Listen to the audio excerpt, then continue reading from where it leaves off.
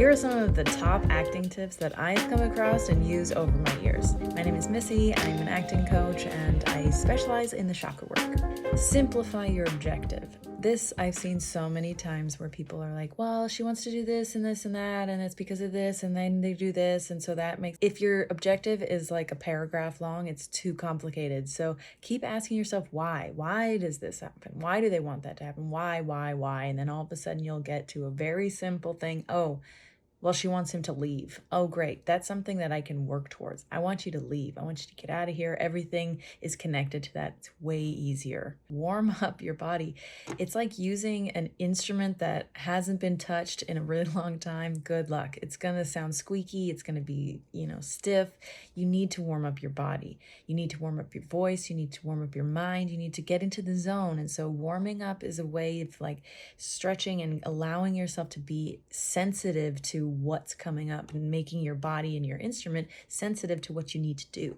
Trust that you are enough. You do not have to do anything over the top or push or, try to stand out. You are enough. If you've done your homework and if you let yourself listen and embody in the moment and react authentically, that's enough. That's enough. You don't need to push and prove and show your work. You can just be.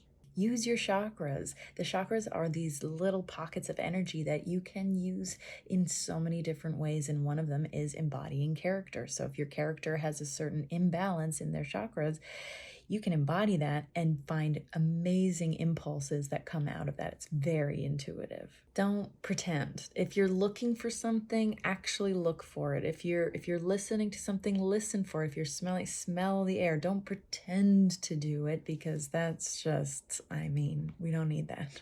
There is no right and wrong. Stop trying to get the scene right. You can't get it wrong. Everyone's going to have their own interpretation of the story, and we need yours. We need to see where you're at. So trying to do a scene to get it right is not the focus. I'm sure that the character is not going in here saying, I hope I get this scene right. It doesn't happen.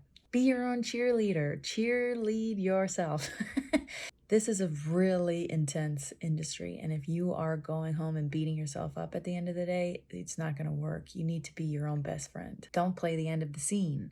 If you come in already like sad because you find out in the middle of the scene that something went wrong, it's not going to make sense. You come in with a very different expectation than when you leave, so it has a little bit of an arc. Don't play the end of the scene at the beginning. Nothing is too big if it comes from an authentic place. I'm not sure who said that to me, but I've taken that to heart, because sometimes, like, when you look at your life, you are big and bold and you yell and shout and do crazy things. Why wouldn't your character do that? If it's coming from an authentic place, it's okay. Have a way to cool down. Sometimes scenes are really intense. Sometimes things like bring up triggers or bring up things for yourself. So having a cool down ritual where you come back to your body, come back to your breath, come back to you, is so imperative, because you don't want to take your character out into the world. You want to always come back to yourself. Hope this is helpful. Let's be friends.